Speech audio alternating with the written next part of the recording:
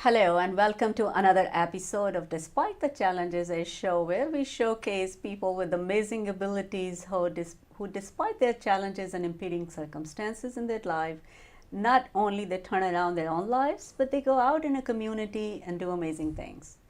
Today I have in my studio a guest, Dr. Ed Adams.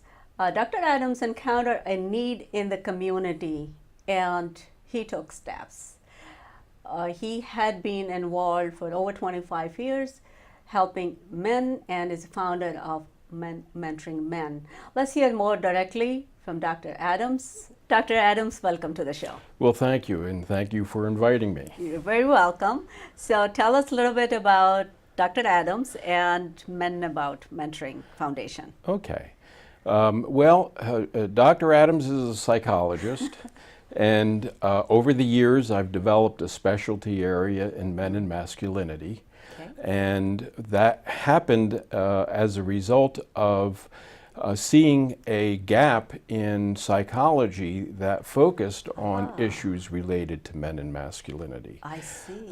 And about 26 years ago, I formed a group, which was initially a therapy group. I see. That after a very short time, like 6 months, I shifted it to a non-therapy group, stopped charging the men, because the men were so excited about being in a company of other men in a shame-free environment, and so much important thought and discussion started to happen that it was not reasonable to keep it as a therapy group. I see. And then it started to grow by word of mouth, and men started to bring other men.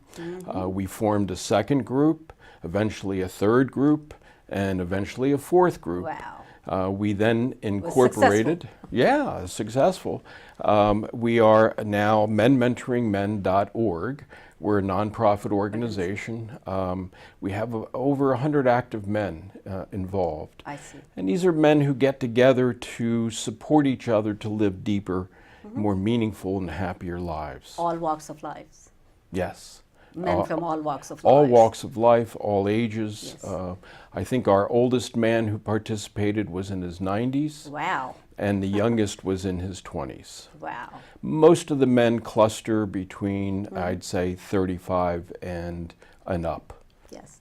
For younger men in their 20s, and I can say that, well, they're just facing a lot of challenges and they're looking for mentorship. And someone 70s, 80s, and 90s, what is your experience that, what are they looking for? Well, they're looking more to give than to get. I see. At that point, there is such wisdom acquired through life that the ability to share that is actually meeting a need that they have to share what they've acquired in life with other men.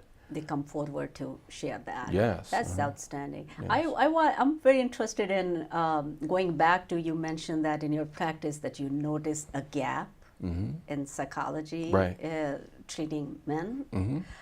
Would you like to expand a little bit on that? Well, I think if you got into a room of 100 psychologists and asked a show of hands of those who had any coursework on the treatment of men, maybe one or two hands might go up. It's evolving and changing a bit now. But as in many universities, there are gender studies programs, but they tend to focus on women, and the issues related to men, both socially as well as clinically, are often just lumped together. Yes. And it's not that men are so different than women. That I'm not trying to make a gender distinction. When people suffer, suffering doesn't care whether you're male or female. Male or female, yes. But the way to have a language with men, a way to understand their life experience, what is important to them, how our culture insists that men do it alone. So helping men to bridge that gap, to see that if they get better, they're doing it, but none of us live life alone. Live life alone. I have, as we spoke and mentioned about the documentary on domestic violence, intimate partner violence, so that's a global perspective. So I came across many different situations, as you were pointing out, to gender studies, those many white papers and dedicated research studies from universities, etc. One thing that stood out for me was that cultural influences, regardless of if these people migrate or even if they are second generation migrants, right? So some of those are embedded in them. And I'm sure that you may have encountered so many of those types of situations that it stands out. Anything that seems odd? Odd in the sense of the cultural clash? Yes. Well, I'm not sure there's something that stands out as odd, but what stands out is what men bring into, for example, a relationship. How they see themselves as a man in relationship to a woman. And in our culture, it is there's a huge emphasis on equal, and in some cultures, the male is more dominant. And when his wife, for example, starts to assert herself, it can throw him into a tizzy, and he doesn't know quite what to do with that. And so there is a clash between the way he thinks he ought to be and the way things are. And when he has a place to go to discuss this and to make sense of it, it takes away the fear and the anxiety or the shame that somehow he's failing as a man. Yes, that's actually a very important point, is that, if they say what I'm doing wrong, this is how we do, and then the challenge or clash of the culture, and what a man is supposed to be in his family, etc., etc. So, as you mentioned, that the inspiration you got to start this group and then became successful and have been 26 some years, and you have been very active with the group and not only just leading these groups, but you are yourself very accomplished. You have a book that talks about, and you are a sculptor. Tell us a little bit more about your interest in sculpting and painting. Well, it has always been an interest. And the day after I defended my dissertation, I actually started to sculpt again. It's like, okay, I did that, now I could do this too. And it's just something almost like in my DNA to, I see it not so much in the painting and the sculpting, but in the creating. In creating. Yeah. I think that's the umbrella these things fit under.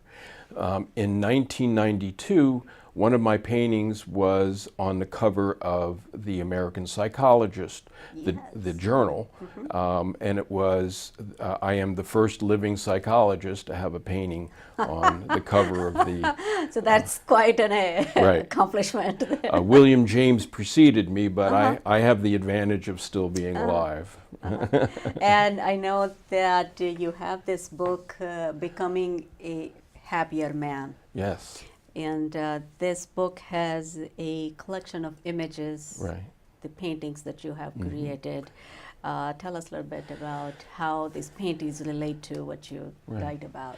Well, this actually is with the information, not only that the research shows, but what I've learned through my experiences with men in individual therapy and through Men Mentoring Men. It is a guide for men to live a full and meaningful life. And each one of the principles that is discussed in the book is then illustrated in a way that allows thoughtfulness to come about. For example, for a man to see that intimacy, not sex, turns everything on. And so the image of intimacy goes into the brain a different way than just the words. So the combination of the images, the need for men to have friends and to be connected with other men is an important element in that. Many men are isolated and they've lost friendships. They don't have close friends. Yes. Or they'll say to me, yeah, my best friend lives in California and I haven't spoken to him in 7 years, but he's my best friend. Yes. You know. The level of trust is there to share something.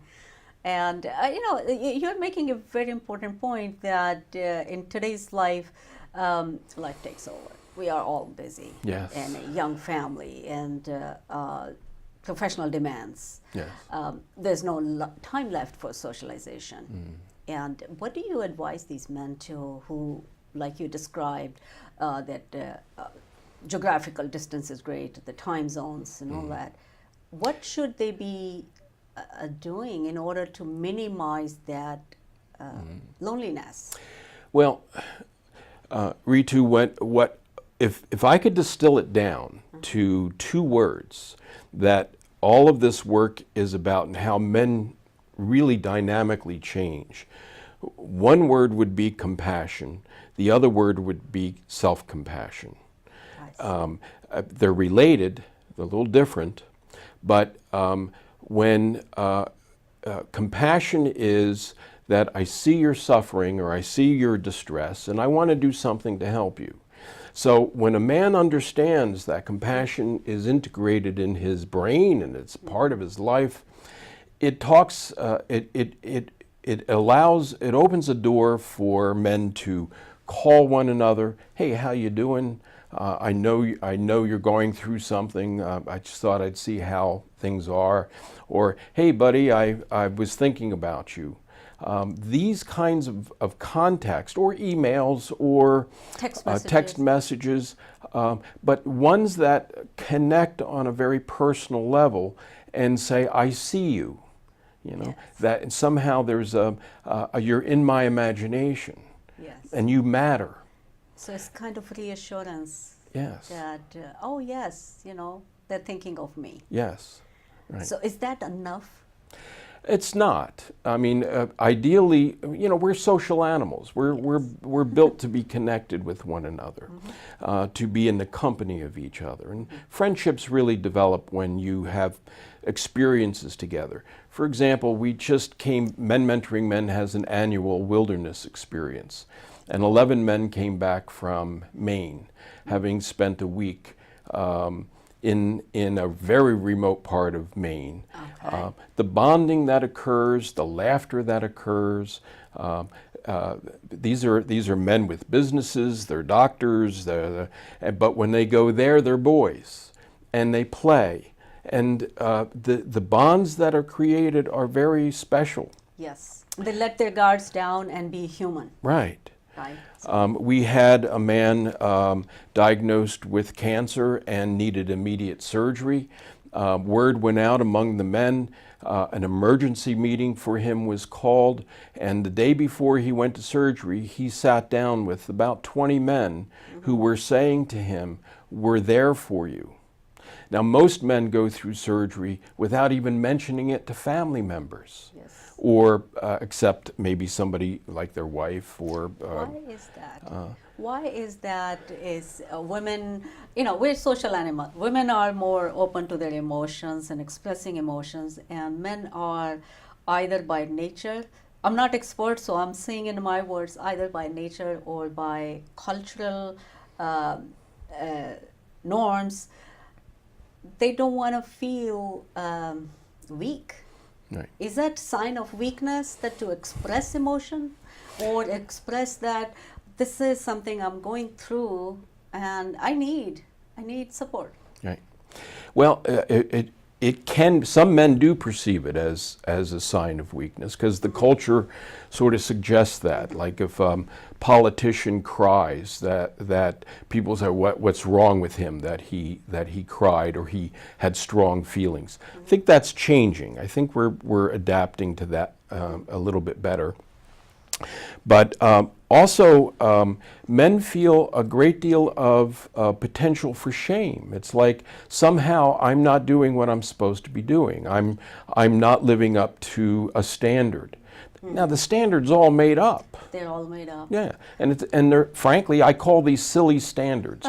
Silly rules. They are. Because I'm so tempted to mention this that I've been in the U.S. very long, and something that I learned was it's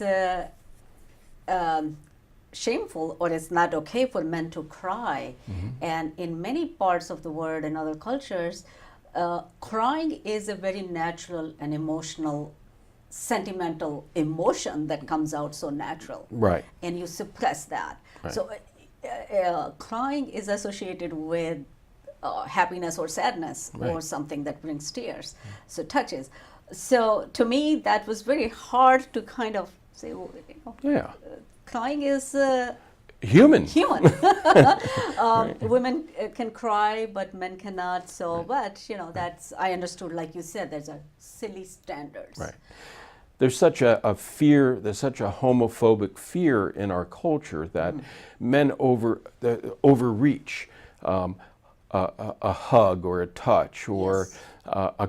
a caring, concerned comment is often held back for fear that it'll be misinterpreted, Yes. which is silly all by itself. That's absolutely right. I think that's again culturally the closeness, how it's expressed in body language or in words or in expressions, it varies a lot. Right. A hug could be seen, and you see in many cultures men kiss men when they greet. Right. So kissing is part of greeting, and it's okay. At the founding of this country, men would be walking down the streets of Princeton holding hands because it was culturally accepted at that point in At that time. point, right? So how masculinity is changing? Let's talk about it a little bit. How is changing? Well, I think it's evolving like everything else, and I think younger men are more accepting of diversity. Yes. I think they are more involved in fathering than previous generations. I think that, but I think it's easy to overestimate the change that's there. There is a still too strong of a base of men who, young men who are misogynistic, or they mistreat women or see them as sexual objects. There are young men who put all of their emphasis on achievement as the focus of their masculinity. So it's changing, but it's still harsh. As you speak, I can think of many examples, people I know that achievements, personal achievements, professional achievements becomes a symbol of masculinity. Yes. And what would you like to say to those people? Well, what I would like to say to those people is that as far as we know, life is a gift. And as one of the elements in my book says, we only think we have time. None of us know. And so the question is, how do you want to use that time? Yes. And when you listen to everyone who has preceded us and everyone who has wisdom, they will say that what gives life meaning and purpose are relationships, Yes. connectedness, and love and caring, frankly, compassion. That's valuable. Relationship and being kind to yourself. Yes. That's what you said, that compassion and a self-compassion. That's correct. And I think, as we experience a lot of high achievers, that's all they do. Right. Is so focused at their goals, objectives, as a professional accomplishments, and they miss out on so much. Right. Right. That's kind of a trade-off right there. You cannot recover that time back. Right. Right. We have a sign in the Men Mentoring Men's room that says, "I never beat myself up gently." I like that. Yeah. Really like that. So. You have been very active with this organization, doing a lot of work. I know that you have a seminar coming up, a conference. Yes. Tell us a little bit about that. Well, we're very excited about the conference. It's being held at the Princeton Theological Seminary the evening of November 4th and the Saturday, November 5th. Okay. And the theme of the conference is Masculinity in a Changing World. And we have Dr. Michael Kimmels speaking on Friday night. Okay. He's one of the leading experts in boys, men, and masculinity. Mm-hmm. We have 4 workshops open to everyone on Saturday, ranging from gender empathy, men and happiness, that's the one I'll be doing, okay. Relationships in the judger-learner model, and mindfulness. And these workshops are open to men and women. Okay. And then we're going to have in the evening, we're going to have a Men Mentoring Men meeting for people to participate in. I see. So there'll be one for all men and one concurrently running for men and women. I see. I see. So those are wonderful things, and we can provide information yes. for our viewers to go to the website if they want to register, and or if they want to reach out to the Men Mentoring Men organization. Yes. So tell us a little bit about Dr. Kimmels' work. Well, Dr. Kimmel is a spokesperson, and his research at Stony Brook has, and with he and his students, has laid a lot of sociological foundation. Also, Division 51 of the American Psychological Association, which I am the president-elect designate of Division 51, is devoted to men and masculinity. And inside Division 51 of APA and the work that Dr. Kimmel's doing is the body of knowledge that is emerging about men and masculinity in all sorts of situations. Understanding men in everyday life, understanding men who are in prisons, understanding men and their sexuality. It runs the gamut. Yes. But these are the sources of the research that clinicians then draw upon and when they're working with men in the office. That's really a key, that to have studies focused on men and masculinity. As I spoke about my documentary and work on that, so I came across some information and on men of color, men and masculinity focused on men of color. So when we speak about either immigrant or native men of color, what do you see the main differences in mindset of these men? That's an interesting question. There are a lot of when we have men of color come into the organization, they tend to be the lower percentage of the men that are there. Most of the men are white. We have a variety of religions or non-religions. We're a non-religious organization. We're very secular. And I think men from different cultures and black men in our country are suspicious of going into a group of all white males. And so we're sensitive to that, and we address it directly. Yes. And so there is a a process of sort of becoming cultureless and colorless so that we could talk about maleness. Maleness. Oh, I think this is very important, like you expressed that, take out the colorness and make it maleness. About male. About men. male. Yeah. Something that I'm tempted to share with you that I was really looking into for the film, the European standard of masculinity were kind of mainstream male standards of masculinity.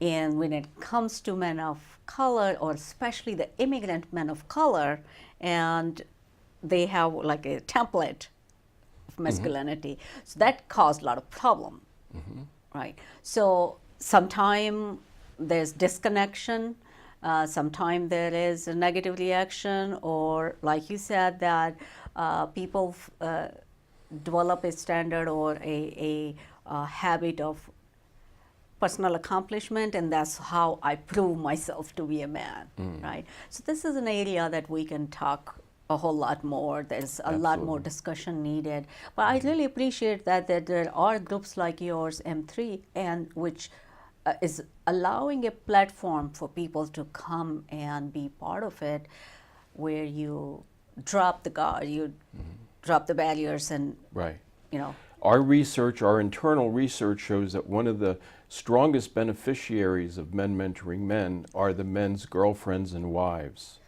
The men become more intimate, they become more facile with emotion, they become more accepting, they can allow themselves to be in conflict and resolve it.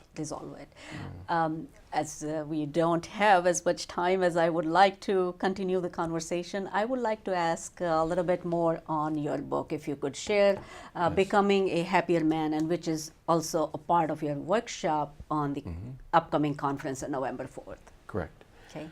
Well, the book is something I'm very proud of personally, because it combines both worlds. It combines the art and the psychology.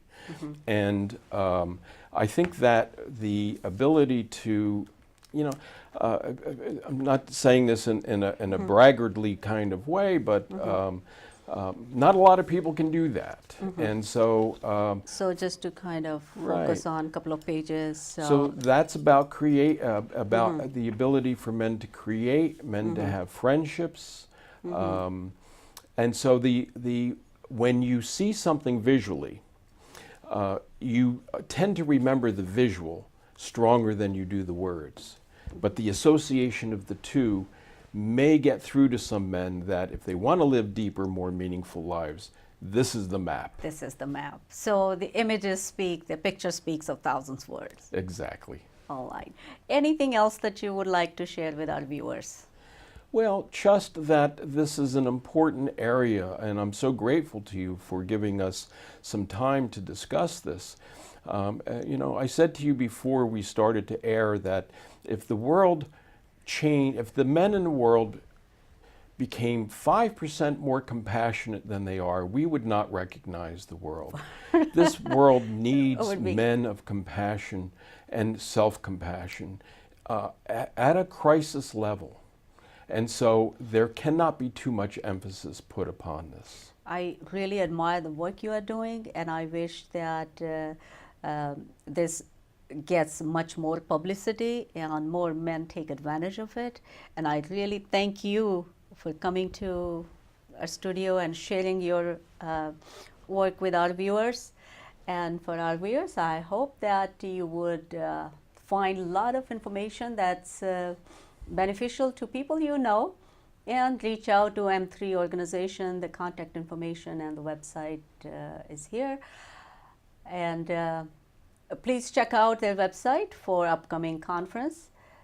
And anything other than the website, they can find information on the tickets? Well, they went to menmentoringmen.org or m3.org. There will be information about the conference and how to register. How to register. Yeah, and registration's limited, so I suggest people pre-register Okay. as soon as possible. As soon as possible. Yeah. All right. So this was another episode of Despite the Challenges. I am host Ritu Chopra. Until next time.